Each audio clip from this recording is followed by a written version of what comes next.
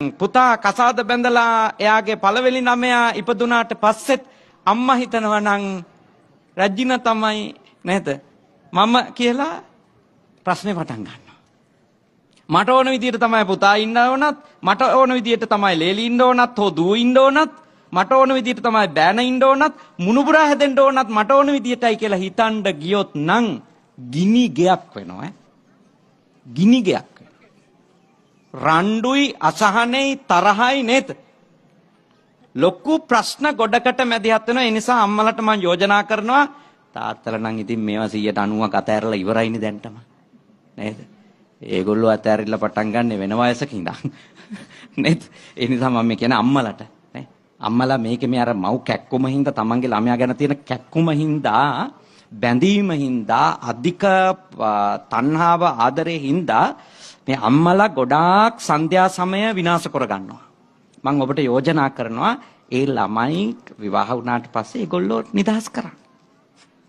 උදව්වක් ඉල්ලුවොත් දෙන්න. උදව්වක් ඉල්ලුවොත් දෙන්න.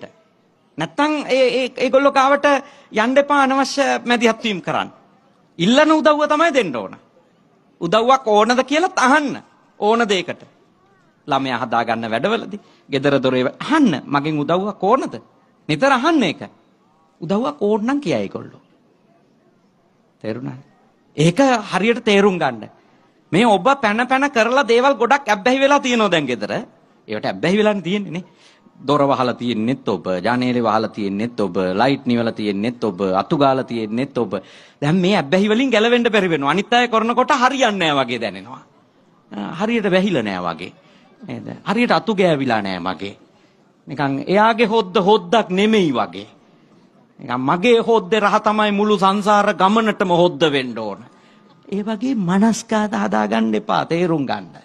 ඕවා තමයි වයසට ගියාම මිනිස්සු විඳෝන කාරණා. ඇයි? ළමයි ඕවට කැමති වෙන්නේ නෑ. කැමති වෙන්නේ නෑ ළමයි ඕවට. ඊළඟ පරම්පරාව කොහෙත්ම කැමති වෙන්නේ නෑ. මුණුබුරු මිනිබිරියෝ. මේ ආච්චි අම්මා මොන කරුමයක්ද කියලා හිත